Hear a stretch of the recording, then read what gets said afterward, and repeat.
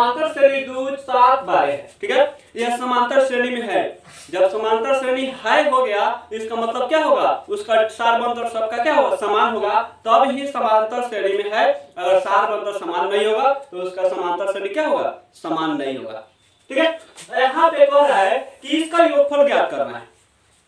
अब योगफल ज्ञात करना है तो समांतर श्रेणी 2 7 12 डॉट डॉट का प्रथम 10 पदों का योगफल आपको क्या होना चाहिए। योगफल मतलब समझ रहे हैं कि 10 को जितना पद है वो जोड़ के लिख दीजिएगा तो योगफल हो जाता है। अब पदों कहता है 10वां पद क्या होगा, तो देखते हैं कि 10 नंबर पर कौन सा पद आता है उसको लिख देते हैं। लेकिन इसमें योगफल कर रहा है तो वहां पे सीधे हम a बराबर 2 लिख देंगे, d बराबर हम क्या लिख देंगे, a2 माइनस a1, ठीक है। अब a2 का मान हमारा पहले शुरू से एक दूसरा नंबर आ गया 7 और a1 का मान 2 घट गया तो कितना हो गया 5 हो गया AP में। और 10वां पद यानी n बराबर हमें 10 करना है, ठीक है। तो सबसे पहले हमें क्या करना होगा, इसमें जब 10 पदों का योगफल ज्ञात करना होगा तो n का मान है तो SN का मान में सूत्र को बैठाना होगा। तो क्या करना होगा, SN का जो सूत्र होता है SN बराबर n बटा 2 2a प्लस n माइनस 1 और t हो जाता है और 12 कोष्ठ हो जाता है।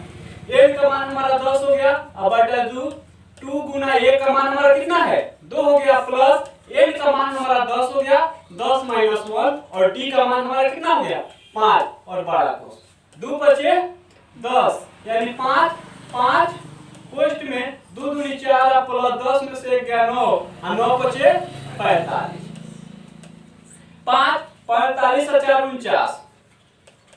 जब 49 में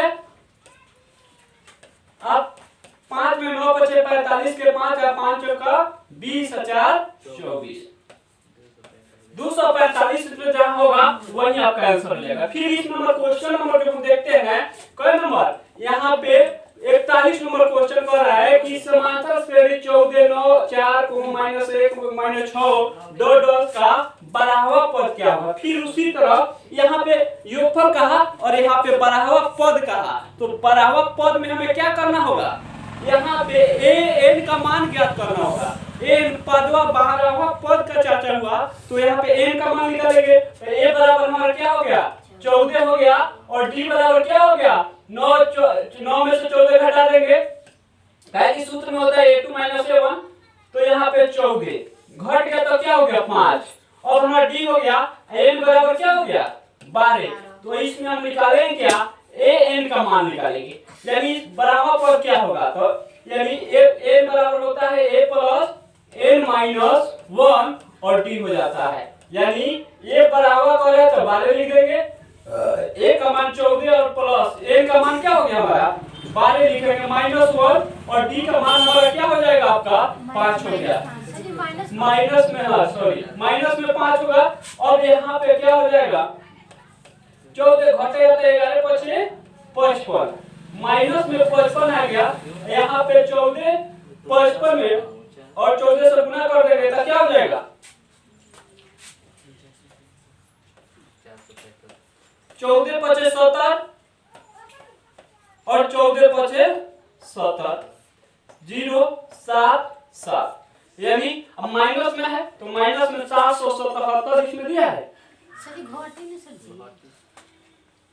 12 में से यहाँ पे माइनस प्लस में है 14 यहाँ पे प्लस माइनस हो जाता है 55 और घटेगा तो आपका 41, तो 41 हो गया माइनस में, तो 41 हमारा माइनस में हो जाएगा।